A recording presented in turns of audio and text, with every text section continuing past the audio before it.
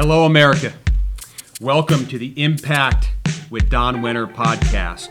Don Wenner is the founder and CEO of DLP Capital, and we are passionate about doing many things, which I'm sure many of you know about, and if you don't, check us out at dlpcapital.com. So, my name is Bo Parfit. I'm the co-host on the podcast. I'm thrilled to be here, and I'm also thrilled to be here with our guest, Amanda Holmes. So we're so excited to have you here. Welcome. Thank you. I'm so happy to be here. Wonderful. And where are we right now? We are at your mastermind, Elite Mastermind. I've been having such a blast. If you haven't heard of their Elite Mastermind program, you have to check it out. I've loved every moment. I really have. Thank you. Thank you. We are in beautiful Asheville, North Carolina. Definitely a place people should check out for sure. So I know a lot of people know who you are, but of course some of the audience may not know. Yeah. So give us a nickel tour of who you are. Absolutely. So my father started the company, Chet Holmes. Maybe you've heard of his book. It's one of the top 10 most recommended sales books of all time, The Ultimate Sales Machine, and his name was Chet Holmes. So he got his big break working for Charlie Munger. Some may know, co-chairman of Berkshire Hathaway. Yeah. So he doubled the sales of 9 different divisions for Charlie, all within 12 to 15 months, and several of them multiple years consecutively. So he realized he had a system for doubling sales. So he put it into the book. We've now assisted 250,000 businesses worldwide. He sadly passed in 2012. I'm sorry to hear that. Yeah. We're coming up on the 10-year anniversary of his life and his legacy, and so I inherited it 10 years ago, and I've been CEO for the last 8 years, and it's been a joy ever since. There's a lot to that, my half of the story, but I think we might cover a bit of it. You bet, you bet. And then where's home for you right now? Florida. Florida. All right, Florida. Terrific, terrific. So let's start off with this question. We have a lot of good questions. I know the audience is excited to hear a lot of these. Yeah. So let's start with this one. So talk to us about the time management secrets of billionaires. Absolutely. So my father, working for a billionaire, Charlie Munger, he was running the 9 different divisions, and he would mostly, all day, every day, it was just got a minute meeting. A got a minute meeting. Someone would come in and say, hey, you got a minute? A got a minute meeting would break out. I'm sure you have heard of this or experienced this, right? So he was so busy all day long, he would actually have to work at nights, in the mornings, on the weekends. He didn't actually get any work done during your regular business day. But he noticed that when he met with Charlie, everything was planned. There was an agenda. He had a certain time that he had to talk. So he built this infrastructure for how to have the best, most productive day of your life. And it's just 5 simple steps that increase your productivity by 500%. It's just the pig-headed discipline and determination to follow those steps. I can't wait to hear what those steps are. Do we have time? Oh, absolutely. Okay? I'll run through them quickly. Right. You can see them in the book, or if you come to November, I'll walk people through this workshop. But, okay, step number 1, touch it once. We have the equivalent of 2 weeks vacation for the amount of time that we reread information every single day. It's absurd, right? How many times have you read an email and gone, I'm not going to do this right now. I'll put it somewhere else. And then you read it again. And then you read it again. Yeah. So first step to time management, secrets of billionaires, touch it once. So whatever you have to do, whether it's sending back an email and saying, I can't answer all of this right now. Let's schedule a meeting to talk about it. Whether it's putting it into a folder of this is what I'm going to handle when I do have the time, right? Take action on it. Step number 1. Step number 2, you want to list your top 6 things that you want to do for the day, because how many of you have your list of all the things you want to do and you feel so good because you've checked off all of these things, but in a list of 24, how much of a priority are all those things that you've just checked off? So when it's 6, it's less, so it's forcing you to prioritize. Mm-hmm. Then the next step, number 3, is actually allocating how much time will it take to do that step, which is important because step number 4, which is what majority of people miss, is actually allocating the time in your schedule. So let's say you get into work, okay, from 8 to 8:30, I am going to write up this contract that I need to send out for a client. Right? Then from 8:30 to 9:30, I'm going to work on this deck that needs for a new client. From 9:30 to 10:30, This is a trick, okay? So part of this is proactive time. So you're setting up your time to be proactive on what you need to accomplish versus what everyone else thinks you should accomplish, right? Which may not be your priority. So then you want to set up times in your day to be reactive. So from 9:30 to 10:30 is when I check my email. I may go on social media. I may answer fires that are coming up. It could be one time a day. It could be two. So you set up that time to be reactive. So if somebody comes, hey, got a minute? No, I don't, but I do have it from 11 to 12, right? Or 11 to 11:45. That's so you're smart. allocating the time for reactive processes. And then step number 5 is, will it hurt me to throw this away? Because 82% of information that you look at, you will never refer to again. Once you filed it, you'll never refer to it again. So very easy. Touch it once, make your list of top 6, allocate how much time, actually entering it into your schedule. Because once you start putting it in there, you'll realize, oh, with my schedule, the 3 most important things I need to get done aren't in my schedule yet, and I've blocked out all my times. So then you're being better about the expectation of what you'll accomplish in your day. So you'll feel more, you'll either have to shift them around and go, okay, I'll only be able to get this much done today. And then you feel so much gratification at the end of your day. I love it. I love that. Yeah. Now, can you do that like with your family or on the weekends as well? Is that and maybe a version of it, or is that, Sure, does anyone apply it to, absolutely. hey, let's make the most of our weekend or something? Whenever you want. So for me, when I think about how I operate, I know that there's certain amounts of time where I can go really in depth on like an hour and a half, but I will need a break for like 30 minutes. So I'll put in exercising for that 30 minutes. Or on my weekend, if I've planned out my morning, then I know that throughout the day I get to go and relax because I've been optimal about my time when I'm spending it. So yes, I've never heard somebody say, can I do my time management secrets of billionaires with my children? That's a whole new level, but I would love to hear you come back and tell me about it.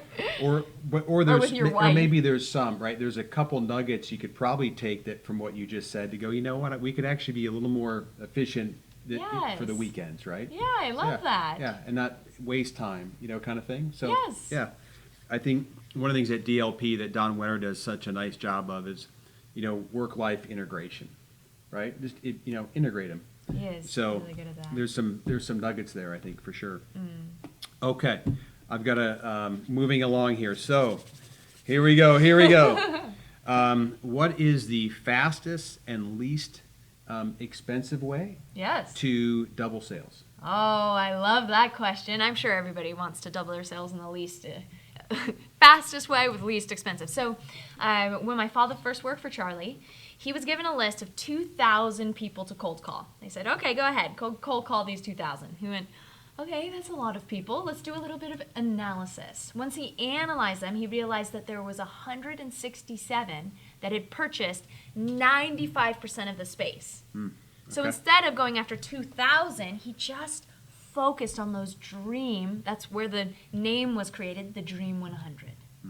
So there are a smaller number of better buyers who buy more from you more often, and it's less expensive to just focus on those, right? So instead of marketing to so many more, we're now just very finite into those few. It's just when they're bigger, it takes more focus and it takes more time. So when he first started doing this, he led an intensive effort where at that time, he was cold calling them and then following up with so he'd cold call 1 week, and then the following week he'd send a direct mail piece. Then the next week he'd send a fax, and then he'd follow up with another email, and then he'd send another, he'd call again. So it was this repetitive, they could watch their watch and know that, Thursday at 3 o'clock, here's Chet's call, trying to get through the gatekeeper, It was like, on the money. And so for the first 3 months, he got not one sale. And everybody started talking around the office like, who's this great sales guy? He can't close a deal. In the 6th month, he closed the largest contract that the industry had ever seen. It was Xerox. And then after that, he brought another 28 dream buyers. They doubled sales over and over and over again. And Yeah. Yeah, heck yeah. Yeah, so it's even interesting. So when I took over the business, so after my father passed, for 2 years I was looking at different C-suites to fill in the void of my father. Then backtrack, there was no succession plan. It was I was a singer-songwriter previously, so it was a very big shock for me to step in. Then once I stepped in, 26. And real quick on the singer-songwriter, we had the privilege, everybody, to hear some of your lovely voice yesterday. So we did have a great FYI, time. that is also something to look forward to if someone gets a chance to know you or work with you. Yeah, that was fun. Well, I'd never done that in a keynote before, actually. Okay, so when I was trying to reestablish the brand as, as an industry expert, I went out and I reached out to 12 of the biggest names in our industry, and I got them to promote an event. Okay. And it ended up, we got 30,000 leads of business owners interested in this event without spending a dime on advertising. I didn't spend a dime. It was just everybody promoting, coming back to that event, and they stayed with us for an average of 4 hours and 37 minutes. Wow. It was a free event, right? Just value, value, value, value. It went from tragedy to top of mind with one foul swoop. So whereas my father said, let's target the Dream 100, I've been saying, can we even make it a target 12? You can make so much of a difference with just one, with just two. It doesn't even have to be 100, because sometimes people even get intimidated by 100. You mean put a list together of 100 potential clients? Yeah. Let's start with 10. Let's start with 12. I love it. You said something yesterday about the number of touch points it takes to get a client, and I think yes. And what was fascinating about it is, hey, 10 years ago or 20 years ago or 30 or 40, the touch point number was lower, but today it's so much higher. And yes. Do you mind just sharing kind of what's happened? And yeah. Let me give it on both sides, marketing and sales, because it's fascinating. So if you look back 10 years ago, if you went to go buy a car, you would go to 6 different dealerships and to purchase. Today we go to 13 websites and only 1.8 dealerships. So much of that buying decision is now happening online. Now when we look at the online stratosphere, 15 years ago the average company was on 7 different marketing mediums. Best in class, 7 different marketing mediums. Today, we're now double that. It's 13 different marketing mediums with 5 social media platforms and 3 paid advertising. So if you feel like marketing just feels very complicated than it was a decade ago, it is. And if we look at the span of time, for a half century, the real innovations, the only innovations that happened were television to radio. And then in the last 10 years, now we have TikTok and we have, LinkedIn and we have Facebook and we have any new site that's coming up online today. So we're doing double the amount of work on marketing, and then you would think that would make it easier on sales, and yet the average, it used to take 8 touch points for a salesperson to get that response. Now it's more like 12. Wow. 12 to 15 touches. And 10% of salespeople make 3 touches. Only more than 3 touches, and 80% of sales come in that 9 to 12 to 15 touches. So what are we doing to reach out to a prospect in a way that's educational, that feels like you're the bright spot in their day, rather than just pushy, this person is obnoxious? There's things that you can do because of all of the content that we have online and the ways in which communities live online, to be able to utilize that to your benefit. I love it. And I've heard Don and others at DLP, just to add to what you're saying, kind of to dovetail off it, is some people go, oh, my competition is another real estate firm. Well, really it's not. I mean, it's somebody's time with their family. It's their workout. It's maybe their favorite TV show on Netflix, right? I mean, there's a lot to break through to get to a client now. So much. 3.8 billion social media pages that we didn't have, right? A decade ago, we didn't have every consumer putting out content. It's like, my gosh. I heard someone the other day say, who owns the most real estate? And people name these big real estate companies. And the answer is really no. It's the people that own all the real estate space on the internet. Ah. Because there's a lot of square footage in there if you add up all those pages, to your point. That's true. Yeah. Well, good stuff. I'm sure the audience wants to know a little bit about, hey, what was it like? What was it like growing up with your parents? And, we talked a little bit about this beforehand, and, we love your dad, but we also want to hear about your mom. So what was it like growing up with your folks, with your parents? Yeah, I came from a very loving environment. My father was just like a force to be reckoned with. Like, he invented the concept, he called it the pig-headed discipline and determination. So not even a freight train could stop my father, right? He was just, it coursed through his blood, right? So growing up with that, it would look like, so he was also a 4th degree black belt. So for many years, he was perpetually training me and my brother. I mean, he's a world-class trainer, right? So, and what does training take? It's not about doing something once. It's about doing it repetitively until it becomes ingrained in you. So one of the things that my father used to do all the time is he would teach me karate and self-defense.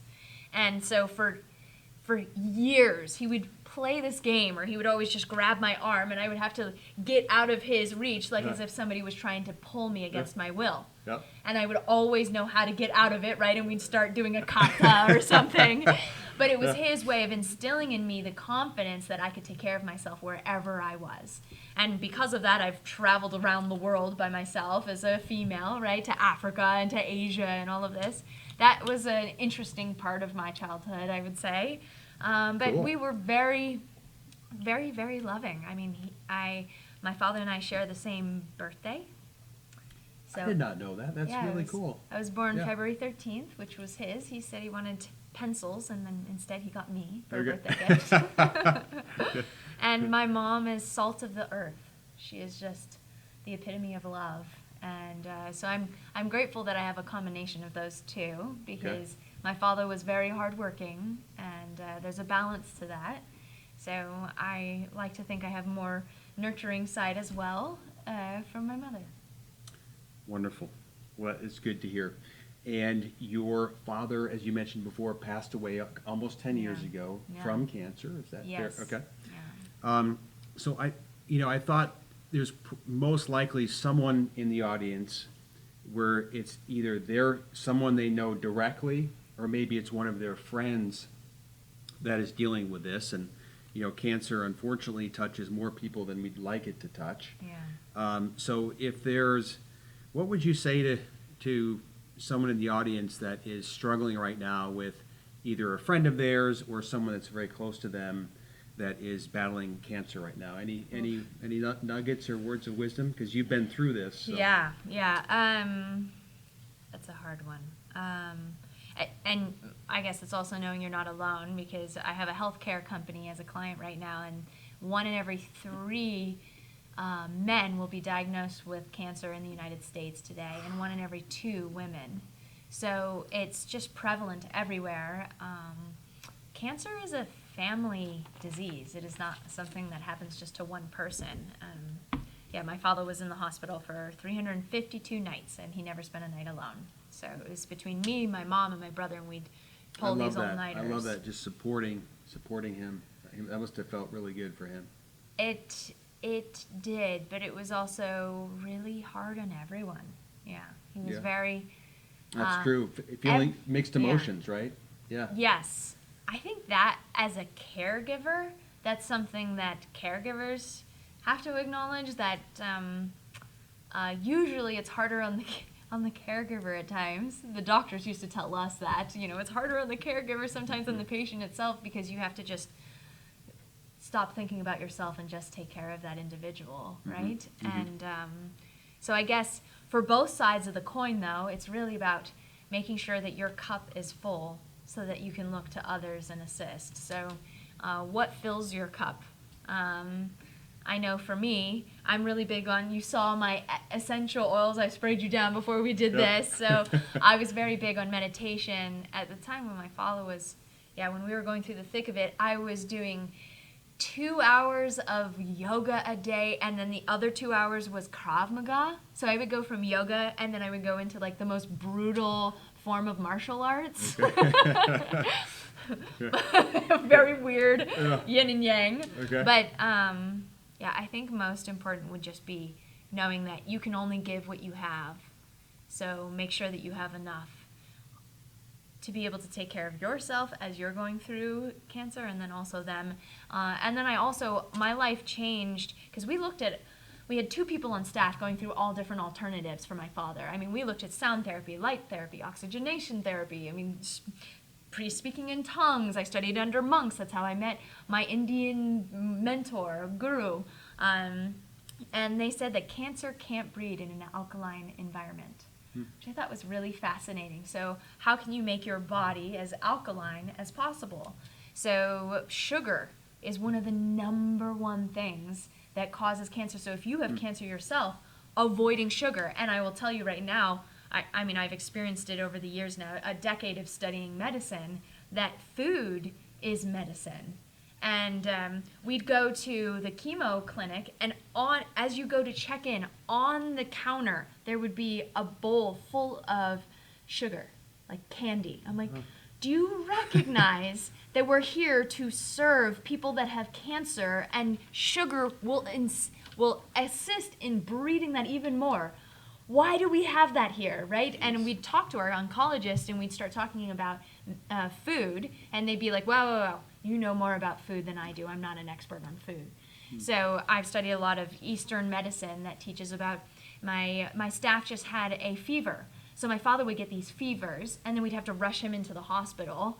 And, it was life or death, because when you have fever, when you're going through chemo, it means that your immune system is depleted, and now you don't have the immune system to fight it.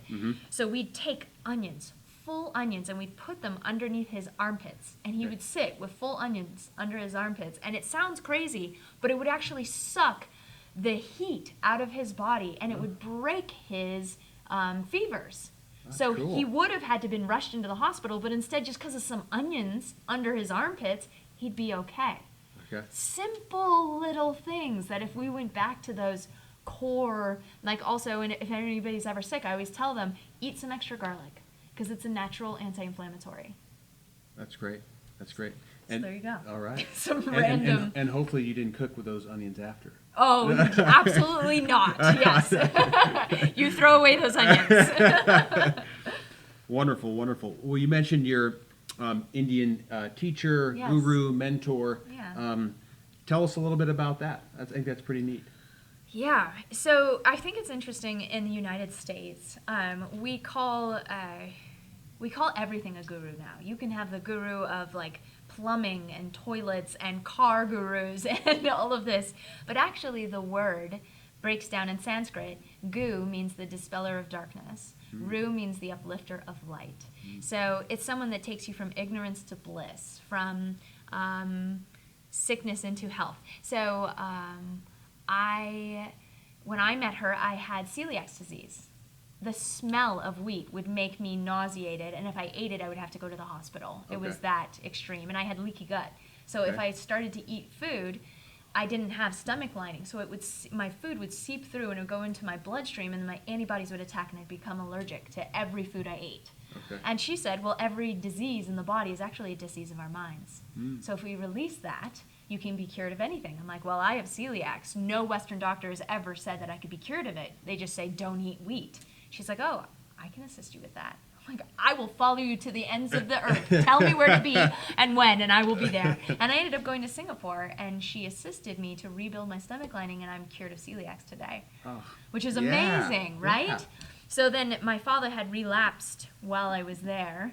I came back home, and he passed 6 weeks later, and then I inherited hundreds of staff while dealing with the grief of somebody that was my superhero, right? My dad was my superhero. So dealing with the grief, hundreds of staff. I'm 24 years old. I'm a singer-songwriter. Like, come on, right? Yeah. So it was a nightmare. And she was actually part of the process to assist me over the 2 years to step in as CEO and then to carry it on. I have written the new edition of the book, and that being able to differentiate between my father and all of the wonderful methodologies he taught 30 years ago, reimagining it for today and this next generation. So fabulous. Thank you. And I think, frankly, I'm sure there's people in the audience that this is absolutely going to resonate with. hopefully many folks in the audience. And this is a great way to bring more joy and value to your life, and then therefore you can turn around and bring more joy and value to the world. Yeah, divineblissinternational.org. All right. Check that out. Check it out, everybody. That's our nonprofit. Yeah, Divine Bliss with D-I-V-I. Okay. Cool. All right. Okay, so at this point, we like to do what we call the lightning round. Woo, lightning round. Okay. Right. Good to go. All right. So I have three. We do one to we do three categories, sometimes two. I picked three categories today, and what I'm going to do is I'm going to say two words, and you pick the word that just feels right to you. Okay. Okay. Now there's a chance that either word doesn't, and you could just, and then in that case, neither. Okay. Okay. But it's a lightning round, so we're going to go pretty quick. Is that okay? Yes. So the first topic... Should I close my eyes? Sure. Okay. Sure. Okay. Okay. So the first topic, everybody, is food. Okay? I love food. All right. So chicken or fish? Neither. I'm vegetarian. Okay. Carrots or broccoli? Carrots. I hate broccoli. Apple or orange? Apple. Orange or bananas? Banana. Wine or margarita? Neither. Tea or coffee? Tea. Breakfast or lunch? Lunch. Breakfast or dinner? Dinner. Eat home or go out? Eat home. Ice cream or pie? Pie. All right. That's mostly food. Yeah, okay. Okay. There's more. Yeah, there's more. Oh, Okay. okay. All right. Okay. So the second category is travel. I love Okay. travel. Okay. California or Texas? California. Michigan or Ohio? I've never been to either. Neither. Okay. Well, I'm from Michigan. Pick Michigan. Oh, next time. Michigan. Okay. All right. Okay. All right. California or Colorado? California. Florida or New York? Florida. Australia or New Zealand? Australia. England or Scotland? Scotland. Italy or Spain? Italy. Nepal or India? India. Brazil or Argentina? Brazil. A 80-foot powerboat or an 80-foot sailboat? Powerboat. Beach or mountain? Oh, mountain. All right. Okay. All right. Okay. All right. We got funny. one more round. Okay. Oh my gosh. Okay. All right. So this category is like sports or exercise. Okay. Oh boy. So tennis or basketball? Tennis. Tennis or baseball? Baseball. Hiking or running? Oh, I hate both. Okay. I think I know the answer to this one then. So hiking or walking? Walking. All right. Yoga or walking? Yoga. All right. Well done. Well Oh done. All right. man, Okay. that was difficult. Yeah. Can I give everybody a gift? Sure. Okay. Yeah, for sure. Yeah. I was just thinking that as we were finishing. I'm like, wait, I want to give everybody a gift. Yeah. So if you would like to know the biggest thing holding you back from doubling your sales in the next 12 months, we've put together a whole training and it's complimentary. Oh, great. So you go to howtodoublesales.com, you answer just a couple of questions, it takes 30 seconds, and then we give you a training based on what questions you answered. Thank you for the gift. Yeah. Audience, hopefully you appreciate that gift. That's awesome. Yeah. All right, so we mentioned before, this fabulous book, The Ultimate Sales Machine, has been refreshed. Yes. So tell us a little bit about that. Absolutely. Oh my gosh, it's been 4 years. So when I first asked everybody that, our clients, what would you like to see in the new edition of the book? They said, nothing, don't change it, it's perfect. I went, oh, no pressure. Okay, great, thanks. Our clients call it their red Bible. They love it so much. So it is basically, so my father's methodology are timeless strategies, right? So the overarching, it will always be the same, these strategies, but it's the tactics that have changed. So I've added in, my father talked about the 7 musts of marketing, which I just shared with you is actually now more like 15, 16, but I've reinvented them. And also, because we're in so much overwhelm for the amount of work that we have to do, it's doubled. I've put in all of these checklisting systems. And when my father used to talk about radio and television and cold calling and faxing, I've now put in there the newer things that you need to know about your digital presence and about your website. And because salespeople who use social outsell their peers by 78%, I've also added in a bit about social. But my favorite piece, right before I was about to give the manuscript to the publisher, I used to go through my father's old emails. That was my way of understanding his business because I didn't get the gift of being able to ask him while he was alive, right? So I went through his emails and I found this letter where he said, I've generated more wealth in the last 6 months than I had in the last 8 years combined. And it was because of this. And in that letter, it was to his best friend. And I took that letter and I put it as the final chapter, the encore he never got to give. Oh, I love that. What a great way to share to the world, but also at the same time honor your father. Yes. Oh, I love that. I love that. And where can people learn more about this book that's coming out? Yes.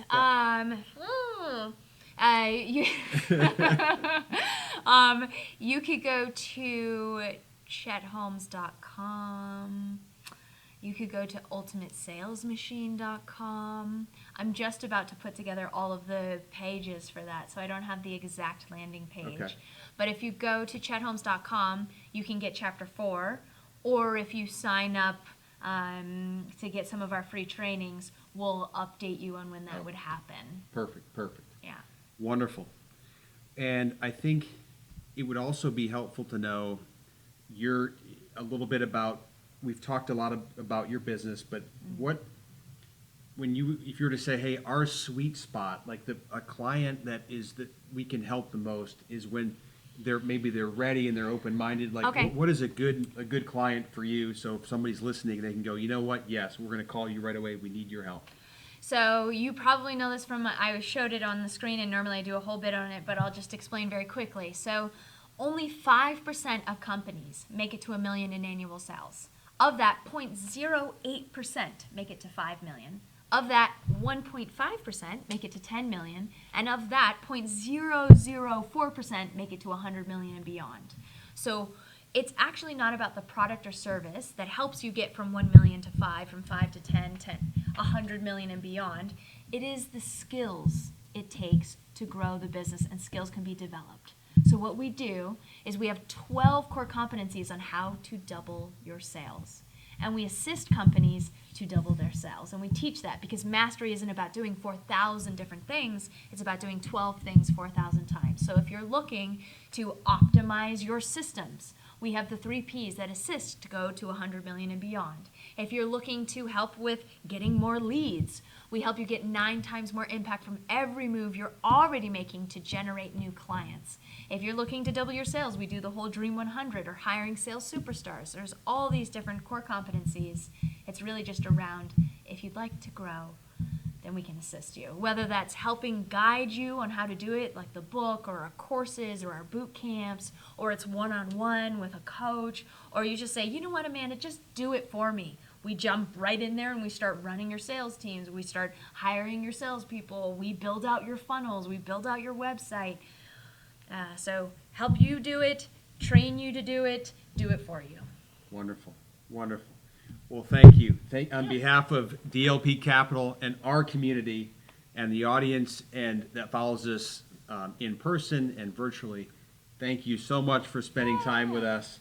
And we look forward to your continued success. And I can't wait to read the new book. Yes, me too. Okay. Double high five. Oh. Ready? And if they're going in November, the event in November, I'm also speaking at the November event. Yes, thank you. So you better be there in Puerto Rico because I'm going to be partying in Puerto Rico. All right, yeah. All right. Yes, please check out at the DLP Capital website on events. We have an event happening in November in Puerto Rico. Thank you. And it's health, wellness, and longevity. So another great gift that that DLP can give back to you, your community, is the gift of more time. We could all have 10 years more of good, healthy living.